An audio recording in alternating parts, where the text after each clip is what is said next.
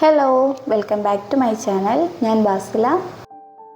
ഇന്നത്തെ വീഡിയോയിൽ നമുക്ക് എംബ്രോയിഡറി ചെയ്ത ഹൂപ്പിൻ്റെ ബാക്ക് സൈഡ് എങ്ങനെ ഫിനിഷ് ചെയ്തെടുക്കുക, എങ്ങനെ അത് സ്റ്റിച്ചുകളൊന്നും കാണാത്ത രീതിയിൽ എങ്ങനെ കവർ ചെയ്തെടുക്കാമെന്ന് നോക്കാം കേട്ടോ. അപ്പോൾ ഇതിന് വേണ്ടിയിട്ട് ഞാൻ ഈ ഒരു ഹൂപ്പാണ് എടുത്തിട്ടുള്ളത്. ഇതിൻ്റെ എംബ്രോയിഡറിൻ്റെ എല്ലാ വർക്കുകളും ഓൾമോസ്റ്റ് കംപ്ലീറ്റ് ആയിട്ടുണ്ട്. അപ്പോൾ ഇതൊരു കസ്റ്റമൈസ്ഡ് ഓർഡർ ആയിരുന്നു. അപ്പോൾ കസ്റ്റമേഴ്സിന് കൊടുക്കുന്ന സമയത്ത് നമ്മൾ ബാക്ക് സൈഡൊക്കെ നല്ല നീറ്റാക്കിയിട്ട് വേണം കൊടുക്കാൻ. അപ്പോൾ ഈ ഒരു ഹൂപ്പിൻ്റെ ബാക്ക് സൈഡ് എങ്ങനെ കവർ ചെയ്തെടുക്കുന്നത് നോക്കാം കേട്ടോ. അപ്പോൾ ഫസ്റ്റായിട്ട് ഈ ഒരു വർക്കിനെ എനിക്ക് ഈ വുഡൻ ഹൂപ്പിൽ നിന്ന് ഈ ഫ്ലെക്സിബിൾ ഹൂപ്പിലേക്കൊന്ന് മാറ്റിയെടുക്കണം. അതായത് കസ്റ്റമർക്ക് ഈ ഒരു ഫ്ലെക്സിബിൾ ഹൂപ്പിലാണ് ഈ ഒരു ഡിസൈൻ വേണ്ടത്. അപ്പോൾ ഫ്ലെക്സിബിൾ ഹൂപ്പിൽ നമ്മൾ ചെയ്യുന്ന സമയത്ത് ഭയങ്കര ബുദ്ധിമുട്ടാണ് ചെയ്യാനും. കാരണം നമ്മൾ സാധാ വുഡൻ ഹൂപ്പിൽ ചെയ്യുന്ന അത്രയും നീറ്റായിട്ട് കിട്ടില്ല. ഹൂപ്പ് എപ്പോഴും ക്ലോത്ത് എപ്പോഴും ലൂസായി പോവും. അപ്പോൾ എന്താണ് ചെയ്യല്, ഞാൻ സാധാ വുഡൻ ഹൂപ്പിൽ ചെയ്ത് കഴിഞ്ഞതിന് ശേഷം ഈ ഒരു ഫ്ലെക്സിബിൾ ഹൂപ്പിലേക്ക് മാറ്റിയെടുക്കുകയാണ് ചെയ്യുക. സോ നമുക്ക് ഈ ഒരു ഹൂപ്പിനെ ഇതിൽ നിന്ന് മാറ്റിയിട്ട് മറ്റേ ഹൂപ്പിലേക്ക് ഇട്ട് കൊടുക്കാം കേട്ടോ.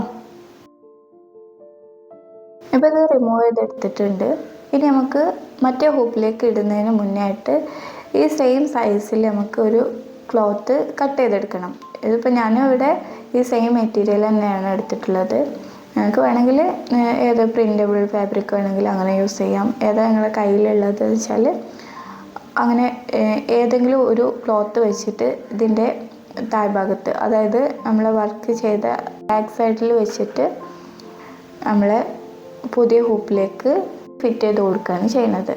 അങ്ങനെ ആകുമ്പോൾ നമ്മൾ ബാക്ക് സൈഡിലുള്ള ത്രെഡുകളൊന്നും കാണാത്ത രീതിയിൽ കവർ ചെയ്തെടുക്കാൻ പറ്റും. ഫസ്റ്റ് ഇന്നർ ഹൂപ്പ് വെച്ചു, അത് കഴിഞ്ഞ് അതിൻ്റെ മുകളിൽ നമ്മൾ പ്ലെയിൻ ക്ലോത്ത്, നെക്സ്റ്റ് നമ്മൾ എംബ്രോയ്ഡറി ചെയ്ത ക്ലോത്ത് അത് മുകളിൽ കാണുന്ന രീതിയിൽ ഇതുപോലെ ഫിക്സ് ചെയ്തെടുക്കാം. ഇനി നമ്മളെ ഔട്ടർ റിങ്, നമ്മളെ ഫ്ലെക്സിബിൾ റിങ് ഇതിലേക്ക് ഇൻസെർട്ട് ചെയ്ത് കൊടുക്കുകയാണ് ചെയ്യണത്. ഇതിൽ വെക്കാൻ കുറച്ച് ബുദ്ധിമുട്ടായിരുന്നു കേട്ടോ.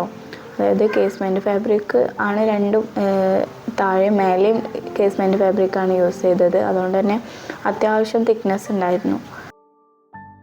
അങ്ങനെ ഇത് ഹൂപ്പിൽ ഫിക്സ് ചെയ്തെടുത്തു. ഇനി ഇതിൻ്റെ സൈഡിൽ മൊത്തം നമുക്ക് ഇതുപോലെ ഈക്വലായിട്ട് ഒരു ഡിസ്റ്റൻസ്, ഒരു 1.5 ഇഞ്ചിൻ്റെ ഡിസ്റ്റൻസ് വിട്ടിട്ട് നമുക്ക് സൈഡ് മൊത്തം ഇതുപോലെ റൗണ്ടിൽ കട്ട് ചെയ്തെടുക്കുകയാണ് ചെയ്യുന്നത്.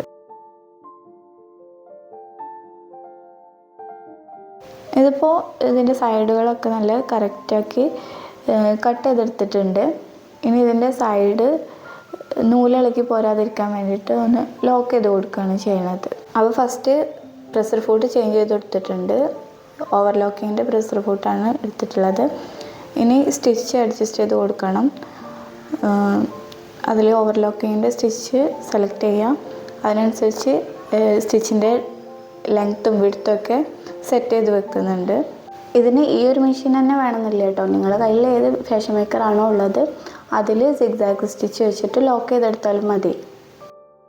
എന്നിട്ട് ഇതുപോലെ ലോക്ക് ചെയ്തെടുക്കുകയാണ് ചെയ്യുന്നത്. ചുറ്റും 2 ക്ലോത്ത് ഒരുമിച്ച് വെച്ചിട്ട് ഇതുപോലെ ലോക്ക് ചെയ്തെടുക്കുക. ഇനിയിപ്പോൾ ഈ ഒരു നിങ്ങൾക്ക് ലോക്ക് ചെയ്യാനുള്ള സിസ്റ്റം ഇല്ലയെന്നുണ്ടെങ്കിൽ നമുക്ക് പിങ്കിങ് സിസേഴ്സ് യൂസ് ചെയ്തിട്ട് കട്ട് ചെയ്ത് കൊടുത്താലും മതി. അതായത് സിഗ്സാഗ് കട്ടിങ്ങിൽ വരുന്ന സിസേഴ്സ് ഉണ്ടല്ലോ, അത് വെച്ചിട്ട് കട്ട് ചെയ്ത് കൊടുത്താലും മതി. അങ്ങനെ ആകുമ്പോഴും നൂല് ഇളകി പോവില്ല.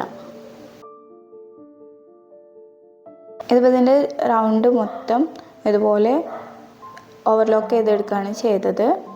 നെക്സ്റ്റ് ഇനി നമുക്ക് ഈ എക്സസ് ആയിട്ട് വരുന്ന ഈ ഒരു ഫാബ്രിക്കിന് റണ്ണിങ് സ്റ്റിച്ച് ഇട്ടുണ്ട് നമുക്ക് വലിച്ച് ഇതിൻ്റെ ഉള്ളിലേക്കാക്കി എടുക്കണം. അതായത് കുറച്ച് തിക്നെസ്സിൽ നൂലെടുക്കുക, എന്നിട്ട് ഇതിന് ചുറ്റും ഒന്ന് റണ്ണിങ് സ്റ്റിച്ച് ചെയ്തെടുക്കുക. കുറച്ച് വലുപ്പത്തിൽ ചെയ്താൽ മതി. ജസ്റ്റ് ഒന്ന് പെട്ടെന്ന് ചെയ്യുന്ന രീതിയിൽ കുറച്ച് വലുപ്പത്തിൽ റണ്ണിങ് സ്റ്റിച്ച് ചെയ്തെടുക്കുക. ചുറ്റും ചെയ്തെടുക്കുന്നുണ്ട്.